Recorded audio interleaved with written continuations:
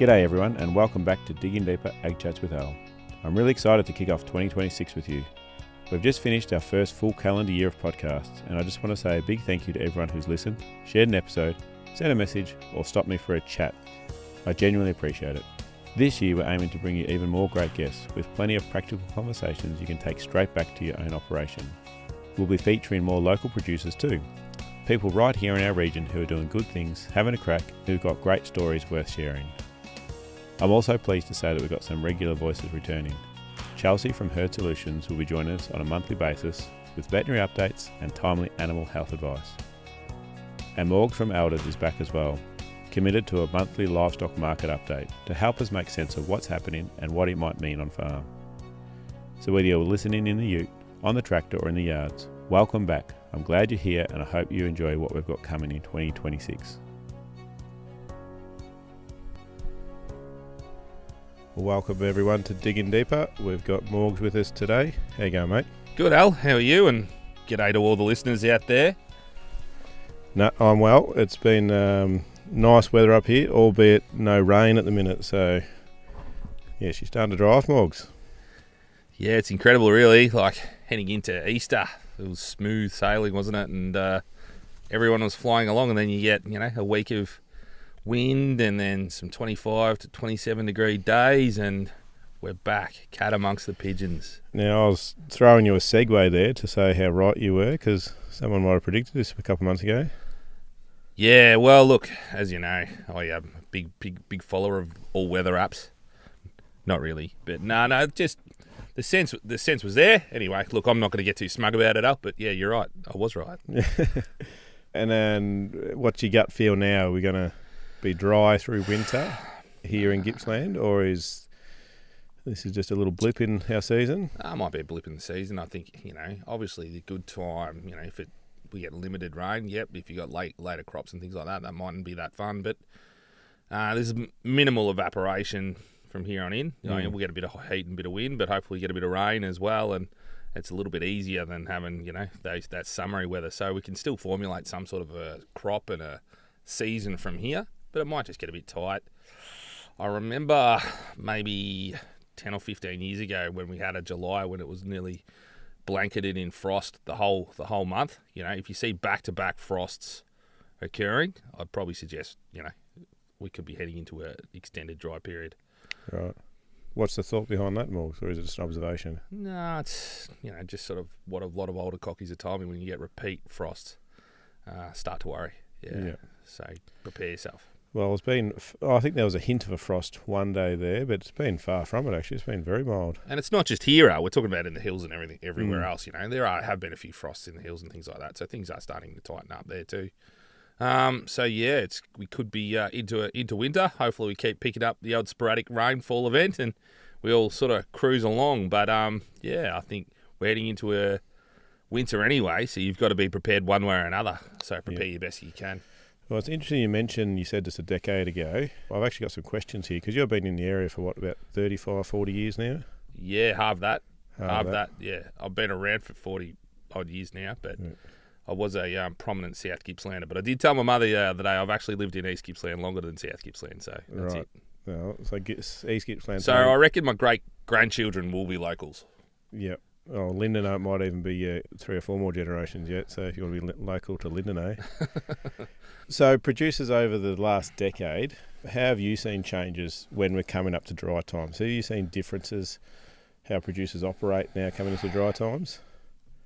I do think, and hats off to the GAG group, I think people probably are better prepared heading into drought than what we have seen. Haven't said that we haven't seen one for a little while. No, it's been kind. It's been open. The opportunity to access as much information as we can probably will help, and I think we'll be well positioned for that. Are we heading into a drought? I'm not saying that at all. But yeah, dry times, and we don't need to be too panicky about it. We are going to have them. We're going to face them all the way through. But I think if you're prepared, you got the ability to click into gear and move in that direction and pivot when you can, I think it's smart business practice. Well, being prepared, what does that look like for you? A bit of hay in the shed, value in, when you've had the ability to have your water systems set up best way you can, be it troughs or whatever else, so you're not relying just on dam water, things like that. Cattle obviously perform better on trough water than dam water as a rule. And have the ability to lock up and feed if you have to. All those methods will assist. Find a bit of adjustment if you can down south, or whatever you need to do to sort of progress forward. But don't start looking when the horse is already bolted. Be ready. Cull a bit harder into your cows. Sell a few little stock early. Should you be carrying cattle through this spring, if you're going to have to feed them, $300-$400 worth of feed. Yeah. What about infrastructure? You're seeing a fair bit more infrastructure for feeding and things like that on farms? Yeah, I think so, yeah. There's obviously more and more grain bins getting around all the time. The close feeding crowd up in Finley, they're 12, 14 weeks out on their feeders at the moment. Really? Yeah, to get one made. So that says to me that, there's people have either got the jitters or well and truly, just booking ahead. So, if you can bank yourself a few feeders around and things like that, it does make it a little bit easier. You can still, opportunities still come in drought and dry times. You'll buy your cheapest stock in those dry times. It's a good time to buy breeder cows and things like that, because people will start selling into the family China and things like that. So you start buying better. If you got good season after good season, 2 or 3 things happen. Your cattle don't become as quiet because they're not getting hand fed, right? And times of drought, you buy pretty good quality, high quality cattle that are usually got a very good temperament. Yeah. So you can set yourselves up, and there's plenty of success stories that have done that too. I was talking to my uncle the other day. He actually says there's plenty of opportunities in dry times, but there's obviously risks involved with all of that. So you mentioned they're selling off when you got a good commodity. What are the current prices doing right now? Are they starting to wane a little bit because people are getting a bit jittery? Righto. So coming out of April, May, when we've had really, really strong results all the way through, we have seen cattle, little cattle soften. Feeder cattle soften, but not as much. But we have seen smaller steers go, sub $5 now, which we hadn't seen since sort of January. What sort of weights are we talking when you say smaller steers? 300 to 400 kilos or 250 to 400 kilos. Yep. Those cattle have all softened in value. Feedlot cattle, 10 cents here, 10 cents there, neither here nor there, but on a softer trend. Cull cows have dropped aggressively. Is there a few more coming through? Is that why? Yeah, so not necessarily here, but all through northern New South Wales, where it is, they could nearly call it a drought now. There's been a big dump of cows in the past 3, 4, 5 weeks as they were waiting for an autumn rain. They just started selling heavily, and there's been some cheap stock up there for sure. And it's progressively gotten worse. So from 3 weeks ago, stock were okay priced, but now they've gone from $5 to $4 to $3. And I was talking to a major commission buyer this morning, and he said he's buying cattle in the mid-2s there now. So, right. So there is a sell-off. Cull cows and things like that, especially as well, they've gone from being worth $3 to $2. There was cows selling for $1 a kilo up there too this week. So that's 2 or 3 things. Processors can't get them processed as quick, which is a common theme. We would be in massive trouble if it was 4 or 5 years ago when the plants weren't up and going and firing as much as they are now. Like, everyone's running at peak capacity. 5 years ago, post-COVID and things like that, there was issues with staffing of plants, and they're all running at about 50%. And then through that, they build up their workforce and they've developed their plants and they're going for it. So they're really aggressive. So we are at full kill capacity nearly and rocking along pretty good. So to be inundated with numbers is a concern, and it can be a 5-week wait to get your cattle processed now. What about freezer space? Is that going to fill up? Is it, or are we? A lot of the cattle are chilled and boxed and transported or boned out there and then. So chiller space, probably not your best guy to answer that question. But I think if they're built up with their processes to handle, say, 800, 900,000 bodies a day, I think there are methods there to have the bodies broken down and sold elsewhere. There is a couple of major plants because of the Chinese tariff issue that's been raised. Obviously, there's 50%, 55% meat tariff goes on Australia into China beef. That hits when it goes 200,000 tonnes plus. There's a lot of plants trying to pack up their cattle a month early and get them processed and on the water before that tariff hits, which they're expecting to hit mid-June, I believe. Right. Into July. Is that new agreement Australia made with China recently? Well, it wasn't really an agreement. China just said, cop this, Chaz. How do you like it? Yeah, because that was one of the issues the red meat sector saw, is just the volume is nowhere near enough as what we send over there, is it? We've only ever clocked it once. Right. So, and we're there again. So, yeah, it's going to be an issue, for sure. Yeah. But then you hear that there's... so what do you say, it's 50% or 50 cent? 55% tariff on top after. Massive. It's significant. Yeah. So, they obviously want to buy their beef cheaper or change the deal that China's got on the table. But China, with a stroke of a pen, they can fix that. Mm-hmm. You just need to have a totalitarian government to do it. That's all. You just need one bloke, Al. Yeah. Who's that one bloke, Morgs? Xi Jinping. Oh, no, I thought you meant over here. Sounds like a table tennis player, but he's not, Al. He's the supreme leader of China. What about the sheep? You've been tracking along with them, have you? Yeah. Geez, that's passive-aggressive, Al. Of course I'm involved with the sheep. But no, the sheep job's actually firing along all right. We've seen some records. We saw a record at Bairnsdale this week with the... what is the record currently at Bairnsdale? It's $350. Excuse me. That is, not me this time. It's often me. $350, I think, cracked Bairnsdale Heavy Lambs the other day and sold by a local producer, one of the 400,000 stewards that live out at Hillside, broke that record. Sugar? No. Sugar's old man. Mazza. Got it. That Sugar wasn't far behind. But no, the lambs certainly presented very well. They sold very well. Readiness boys did a fantastic job. Yeah. Well, that they wouldn't have sold at Bairnsdale for a very long time, those two. Oh, no, put it to them. Yeah.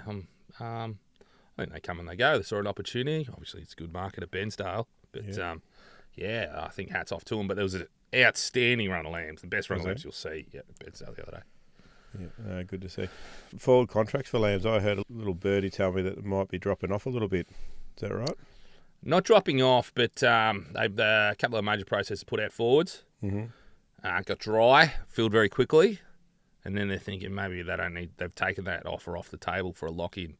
So I'd say the money will be there in some capacity, but it's not going to be as easy to access now. See if they're going to absorb a lot of the lambs first before they worry about opening it up again. So it filled pretty quickly. How far out is that, Morgs? No, they're back in through May now. It's all done. Yeah, right. But even contracts for kill cattle now, like one major processor, they're out till the first week of June. Yeah. Next one booking cattle this week. They're going to be mid-May at the earliest. So they're starting to stack a few numbers around, which is very common. But factor in the dry in the north. As in this time of year, it's coming. Yeah. The dry in the north. The seasonal conditions decreasing, our ability to feed them decreasing, therefore we can't take them on any further, so we're booking cattle in to go. Yeah. So we were well positioned. You still are if you're making moves. If you're standing still, start making moves.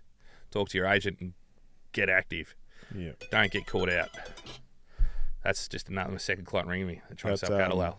I must be listening in. That's the second cross to your name for this podcast, Morgs. I didn't know there was like a crosses thing. I usually have my phone turned off. I know. What's happening? You're slipping, Morgs. Looking ahead, market over the next 6 months then. Jeez. This is the usual MO. You should know these questions. Give me a scenario. I think... So if we stay dry for the next 6 months, we're going to be in a bit of a holding pattern then, are we? Yeah, there's not going to be a massive amount of numbers sold between here and then. Right. A lot of people have sold a lot of stock already, which has been smart business. The cattle that are going to get sold usually through the winter get supplementary fed anyway. Yeah. People will get jumpy, but I just think you got to hold course and work out what's important to feed. See, carrying cattle into the spring, I believe, if you've got feed, it's all good. And a lot of them, you smart cockies prepare for the worst, and they hope for the best, but they prepare for the worst. So a lot of them will have their cattle stacked around and they'll have surplus feed to feed them, so which is fine. And I think it's going to be good. But the one thing I do want to stress is if you haven't thought about it and you're running blind, that's a different person again. That's 3. Right, I've got to turn this thing off. I'll message that bloke. Can I call you later? Yeah, you just got to prepare for the worst, expect the best. And I think people are starting to get a bit jumpy with the season. Well, as you can see that. Yeah. And it's been like that's what it is, you reckon? Yep. Yeah, people are getting nervous. Yep. Yeah, that's what a couple of hot days will do to you, hey? Yep, a bit of wind. Yep. Anything else on the sheep or cattle before we move on? Yeah, they're not making terrible money though. Like, yeah, okay, they're off the top. They're making what they were making in December, and we were all bloody crowing from the treetops, weren't we, back then? So yeah, it's a significant fall, but it's still all right. Like you're still getting mid 7s. Okay, you go dead weight, mid 7s for a cow. That's $3.70 or $80. That's good. Chopper cows more $2.50 to $3. Yeah, that's cheaper, but it's still okay. We have seen cattle drop $1 a kilo, in the past 3-4 weeks. So yeah, it is a drop, but nonetheless, I think everyone's just, when the cattle job was so good, we should have probably taken more of it. But we're not selling a massive amount of numbers, luckily enough. $11.50 for lambs, is it still roughly? $11.80. $11.80. Yeah, we saw lambs make $12 at Bairnsdale the other day, though. Yeah, you can't. Yeah, you said that 3 years ago, and you would have been jumping out of your skin at. Geez, we would have bought some crossbred ewes before then, though. We would have bought another joint and had a red hot crack, wouldn't we? If only you knew. Sheep are a lot of work, and you don't like them, so you wouldn't have done it. Yeah, well, I can tell you this much. I like them best when they're in the oven with a bit of mint jelly. Yeah, lamb shanks. I met a farmer the other day. Feeds his lamb shanks to the dogs. Criminal. Like $25 a kilo at the moment. They're worth a lot of money. Yeah, they're one of my favourite cuts. So. Ugh, no, slow cooked. Yep. Now we're coming to the end, and I did message you this morning for your final question and Chelsea's final question. We're actually asking for a quote each month that you can share with our listeners. Have you thought of one? You're a quotes man. You've quoted me a few things. I love a quote. Yeah, Mike Tyson was fighting in about the 1990, and there was this boxer that he was going up against. I think he got his head bashed in by Mike. But they're leading into it, and they, how they sit them next to each other like a couple of prized pigs. Yeah, fight night. And and they just say, right, what are you going to do? And this boxer's saying, how he's going to get Mike in the corner, and he's going to move around the ring, and he's going to box him. And Mike Tyson waited for his turn, and then they passed the microphone to him, and they said, Mike, well, what do you think? And he said, well, everybody has a plan till you get smacked in the face. I think it's like this drought. It's like anything. I think we've all got plans until it's actually happening to us. So I think as we roll into the winter and a dry season, make sure you've got your plans and don't get smacked in the face. Yeah, and call out to your agents and your advisors. It's probably a good idea. Use your network. When you start to get a bit wobbly. Yeah. Yeah, talk to people and go for it. Now, you do that voice very well, by the way, Morgs. You must have been practicing that one, so... we might have to delete it, Al. No, stayed in.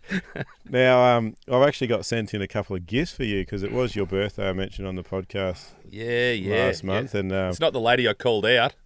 No, I never heard. She obviously got scared. She deleted it. Yeah, so this one's actually from me and Steph and the kids. Righto, thank you very much. You got to open it up now. Oh, I've got to open it now. No, so it's on camera. Who wrapped it? It's wrapped out of a plastic bag. Yeah, I ripped up the plastic bag and put it in it. And an old fish and chip wrapper. Yeah, that one was last night's dinner. Fish and chips. Heat by Simon Borghese.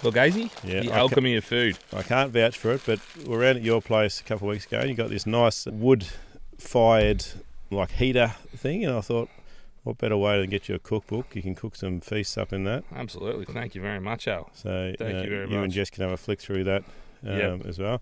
Now, this other one here was actually sent in by a guy called Ags. You know who Ags is? I'm guessing going to be Aaron McCall. Aaron McCall, yeah. He said... he didn't even come to my birthday, actually, Ags. No. He was at the Bucking Radio, I think.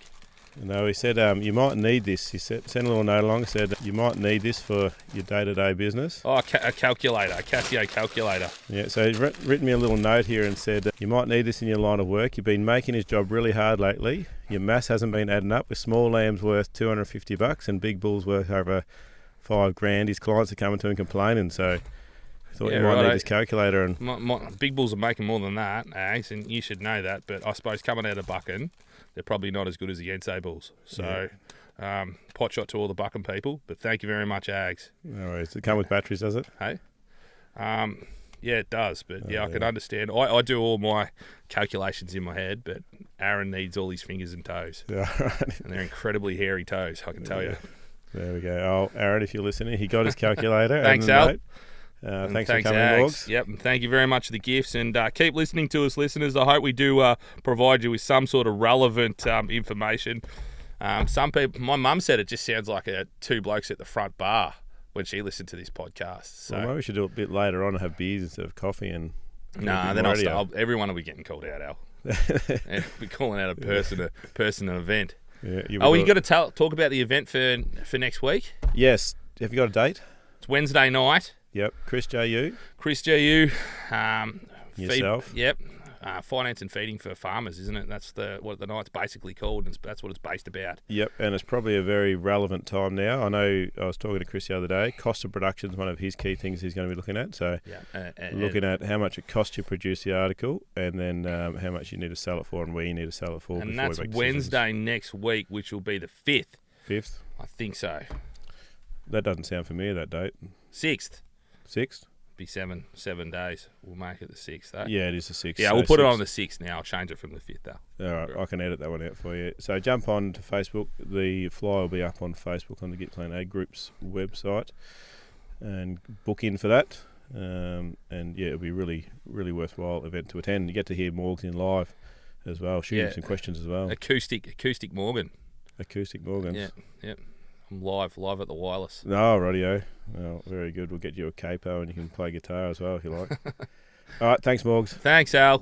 Catch us later. A big thank you for tuning in today. And remember, if you have a question about today's episode or a topic you'd like us to cover, reach out to one of our many platforms and join the conversation. We're here because of your passion and commitment to agriculture. Together, we can build a stronger farming future. This podcast is made possible by the Future Drought Fund Regional Drought Resilience Planning Program, co-funded by the Victorian and Australian governments.